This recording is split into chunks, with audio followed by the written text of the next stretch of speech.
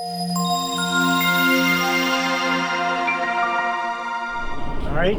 Hi, it's Wayne Michels. I'm from Bell Trucks America. I'm the Vice President, General Manager.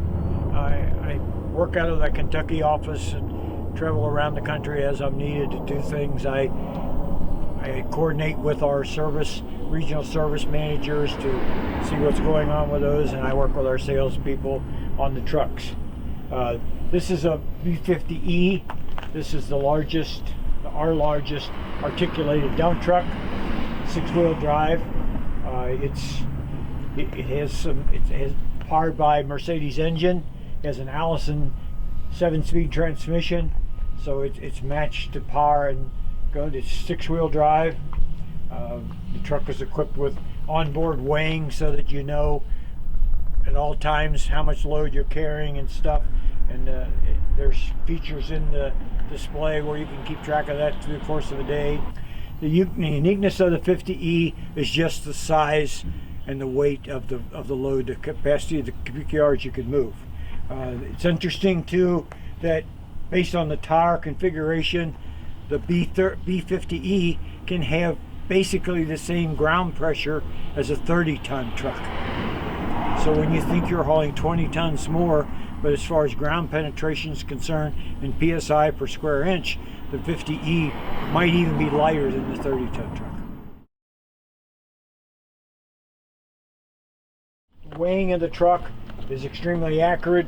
We see here underneath there's a what we call a strain gauge, and the advantage of the strain gauge that Bell uses versus other systems. A lot of systems work on the hydraulic pressure in the cylinders to tell you how much weight they are.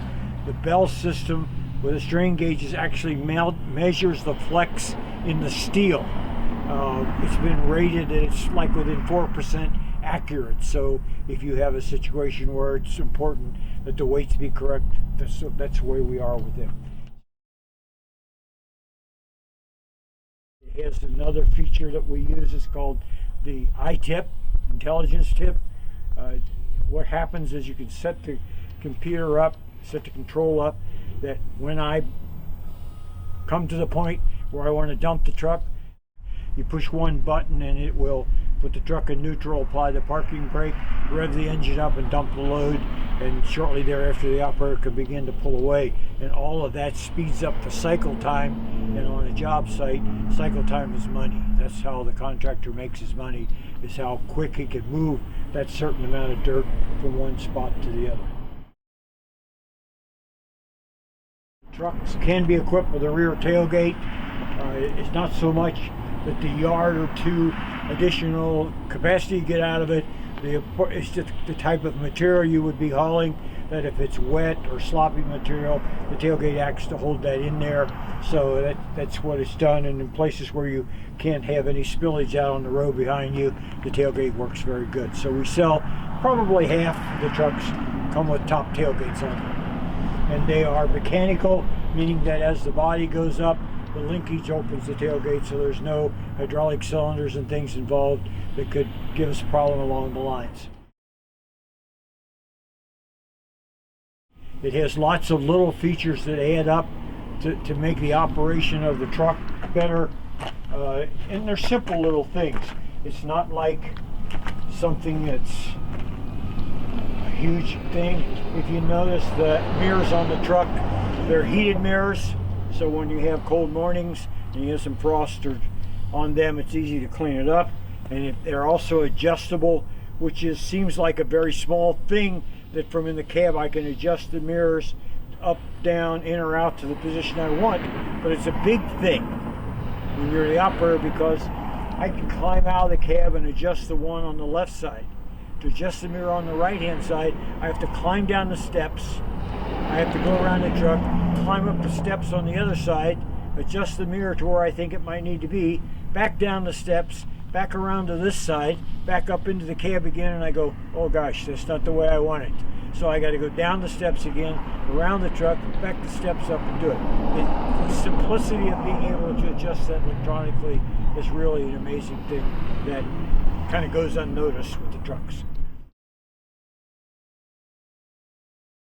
The engine is Mercedes, and Mercedes engine. We have an Allison transmission in the trucks. We have planetaries that are built, manufactured by Bell. We do those in South Africa ourselves. These planetaries are built by Bell. The drop box is built by Kessler, a company called Kessler.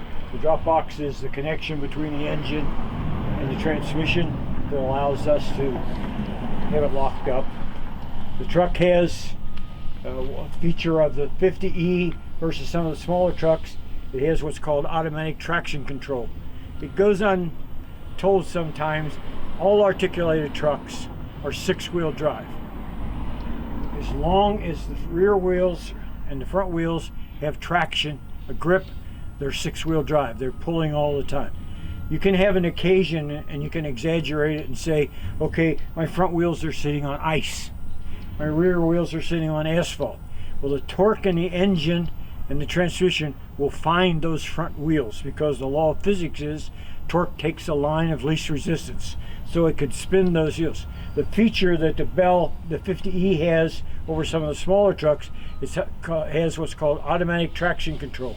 And what happens is that in the computer drop box, the sensor can detect a difference in speed from the front tires and the rear tires.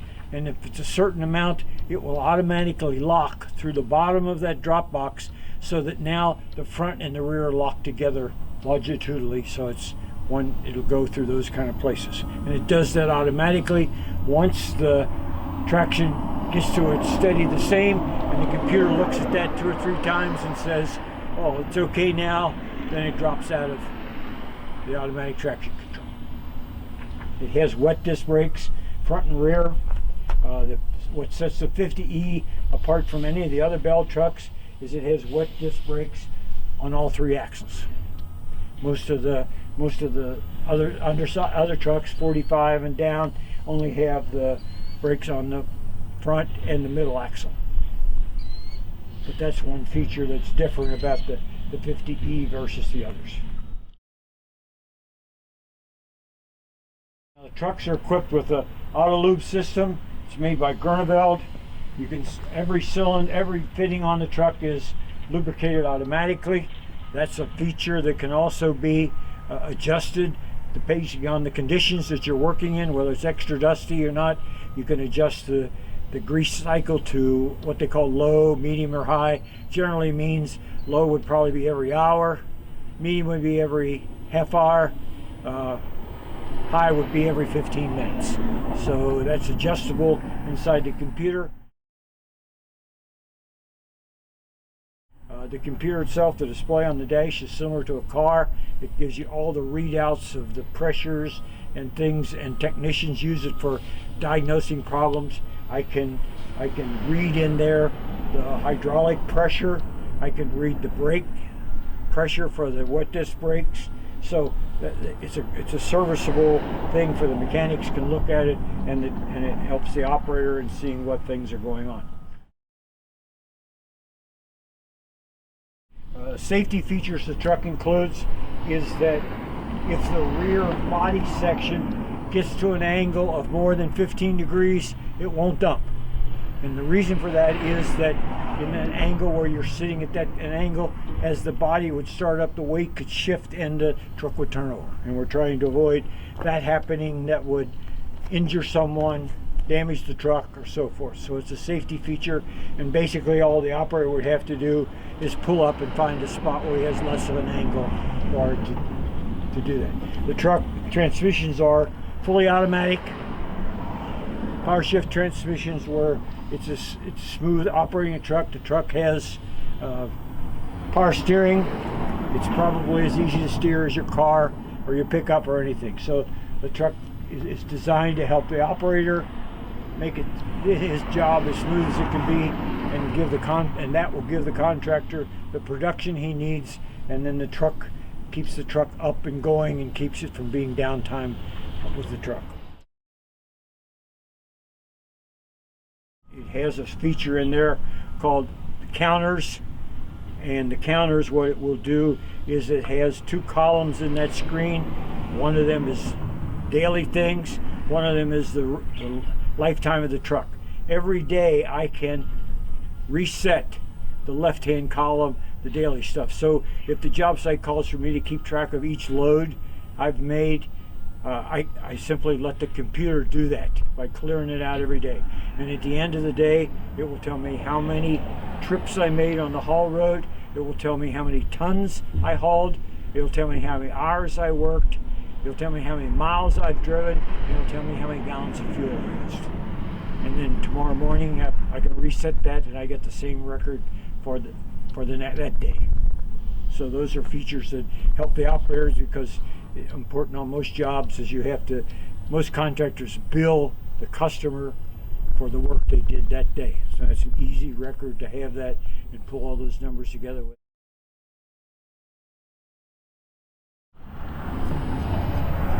This is the master switch on the truck.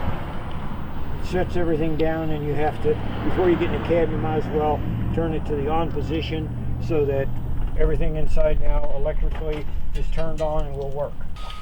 The keypad that's used in the truck for starting and other controls, this is universal with Bell. It's used in all size trucks. The steering wheel can tilt and it can telescope for the operator's convenience. When I want to start the truck, basically what I do is push the green button on the display on the keypad, and it'll pop up in a second, and it's asking for the dealer code.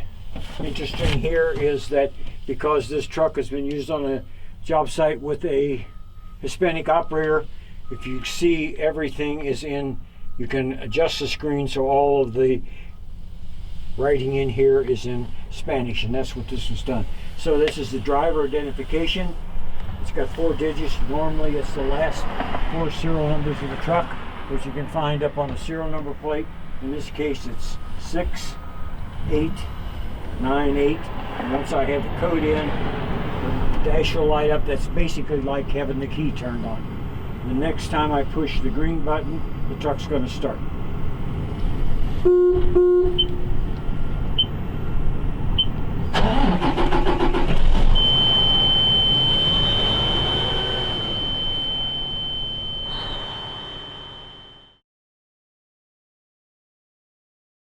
Across the top of the keypad, what we're looking at is the green button's a start button, the red button's a stop.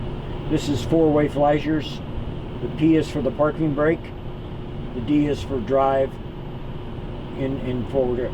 This is for your air conditioning. It's pretty much the same symbol you would see in your car. This is for recirculating area like you use in your car air conditioner, for when in the beginning where you keep the air inside. This is a fan that has 3 speeds for your heating. This is a position is called gear hold. It would mean that if you were in a situation going downhill or uphill where it wanted to shift back and forth, if you push in this button till it lights up, then the truck will hold that gear. It won't shift. Here across we have for the air conditioner or the heater. These buttons control how cool or how hot you want it to be. Similar to your car, this button is whether you want it to be defrost, whether you want it to be blowing on you or on your feet. This is for the inner axle lock. If you have to get in a situation you have to do that. This is the rotary beacon that's on top of the truck. This is the headlights. This is the windshield wipers. This is the signal for the I-tip of the truck. This is the heated mirror. This is the backup lights. This is for the adjustment of the hydraulic retarder. The truck can be, while using the retarder, if I set the level of how I want the retarder to be, each light tells me an additional amount of force. If I want to set the retarder based on my ground condition at job site, what happens there is I remove my foot from the accelerator, the retarder will slow down the truck as opposed to standing up and pushing on the brakes, causing an unnecessary brake wear. The other feature it has, we talked about what we call the I-tip. It has some positions above here. When the first LED light is on, the one to the left, means that as the body goes up, it's not a cushion stop, it just stops with a little bit of bang to it. It's to loosen material that's in the truck, so try to clean the truck out. The second position is called the assist, driveline assist, or you call it the auto tip, whatever you want to call it. When I'm running the truck, the things I do, I've just started up, I'm going to run it for the day. The first thing I do is I push the park brake until the light LED goes out. Now what I've done is neutral is now the park brake. So when I go to drive, the brake is still on. When I come back to neutral, the brake's on. When I go to reverse, the brake is on. And based on the slope of the hill, forwards or backwards, I have to give it a certain amount of fuel so it will release the park brake. And once the engine transmission feels like it's got control of the truck, it releases the park brake so you don't roll forward or backward. When I'm doing that, now I set up the auto park brake. The other thing an operator can do, now he moves the button to the center, which is the driveline assist, how it works now. Once he backs up to where he wants to be or pulls up to the point he wants to stop, he simply pushes the up button. Now even if he were in drive, he's pulled up to this is the point where he wants to dump. What I do now is I just simply hit the up button. What happens is that it will put the truck in neutral. When it puts it in neutral, it puts the park brake on and it revs the engine up and it dumps the load. And that's a feature, again, just for him, just to increase his cycle time and make it work. The other control underneath here is for raising and lowering the hood. Because of the 50B and the size of the hood, it's pretty hard to physically, manually do that. I'm Wayne Michels from Bell Trucks of America. I'm the Vice President, General Manager.